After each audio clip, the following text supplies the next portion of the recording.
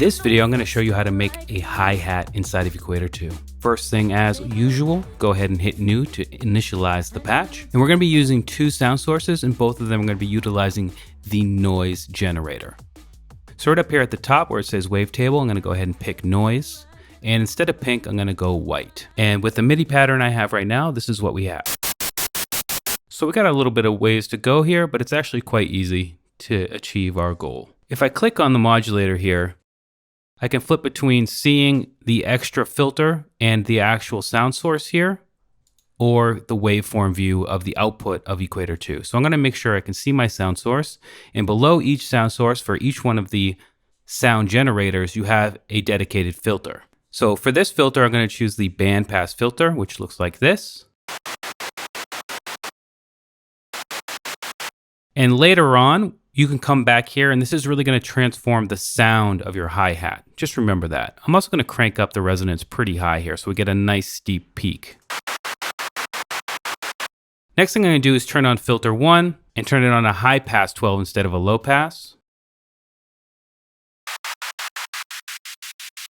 And crank it up pretty high. For this one, I'm going to turn the resonance down. And for this filter later on, when you come back to it, it will really transform the overall body of your hi-hat. And if I come into routing real quick and just show you the filter system, right now I have it in serial, which means filter 1 is going to get output to filter 2, which will then get output to the effects panel. So I can actually turn on filter 2 and further shape the overall sound. And for this one, I'm going to choose a notch.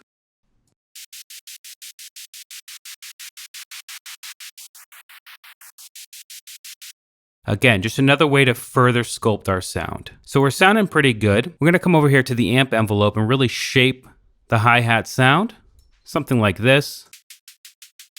And we already have a pretty great sounding hi-hat, but it's a little bit quiet. So let's just go ahead and jump into the effects real quick. And I'm going to add a compressor over here towards the end. And I've got a preset loaded for the hi-hat. And if you want to copy those parameters, you can do that. Just go ahead and pause the video or come back later. I'm also going to add an EQ here as well. That's right here. And again, I have a preset loaded, or a preset saved rather. And I'm going to go ahead and flip through each one of the nodes so you can kind of get an idea of where they are.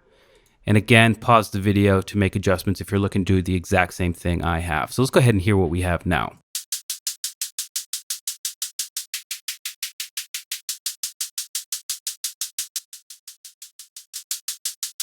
Okay, so we're well on our way. And you know what? Let's add big reverb. Everybody that watches these videos knows that I love the big reverb inside of Equator 2. And I'm going to come into big washed out. It's one of the factory presets, and I'm going to turn it way down.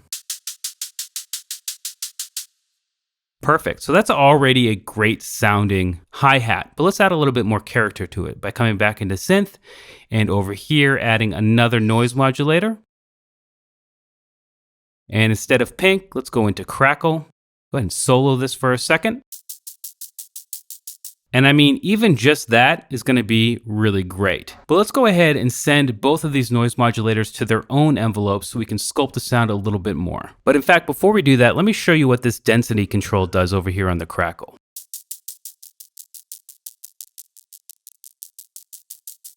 And the width control.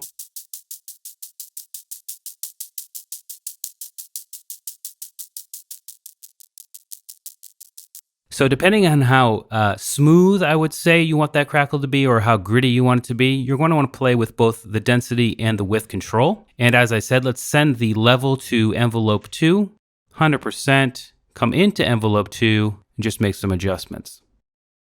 Now, because the amp envelope is already pretty short, this is going to have a minimal effect, but if we end up opening up that amp envelope, the envelope 2 for crackle will be the driving force for the overall shape of that sound before it enters the amp envelope. This is just sort of future-proofing the patch, if that makes sense.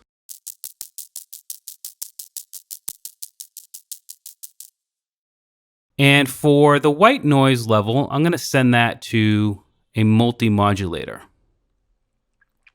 Multi-modulator 1, 100%. I want it to be a one shot. And if I come over here to where it says initialize, I'm going to put AR. This is sort of the shape I'm looking for. It's a little bit more dynamic than just a straight slope. Let's go ahead and solo that.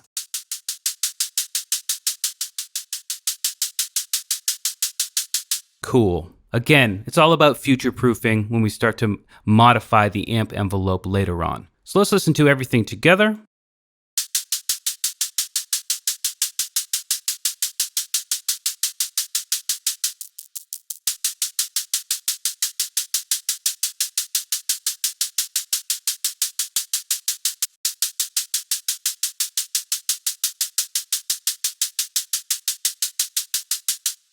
And I think that sounds pretty good.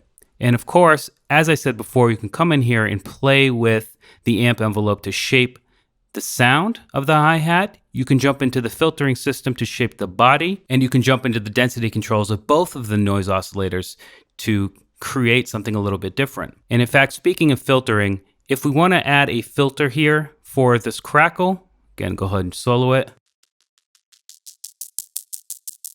I'm going to go ahead and leave it all the way open, but that's a pretty harsh sound up there. So if you ever want to roll that off and just have the crackle a little bit to the mid section, you can do that with the filtering system on the sound engine itself. The final thing I want to show you is, let's go ahead and flip to standard here, and we have our velocity control. And if I right click right now, the velocity is sent to the amp envelope level, but I don't want to do that. I've got a MIDI clip in here where it's a little bit bouncy. It's a little bit less velocity than a little bit higher velocity, as a normal hi-hat pattern should be. So instead of the amp envelope level, I'm going to come all the way up here to where it says amp envelope and change it to decay. And I'm going to bring it way down. And what this is going to do is when there's more velocity, it's actually going to take the decay time of the amp envelope and open it up a little bit. And when there's less velocity, it's going to close it.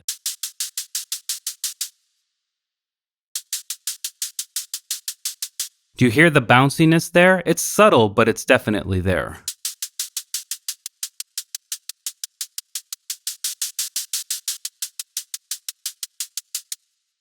And the curve here will adjust how much of a change is going to happen between the velocities.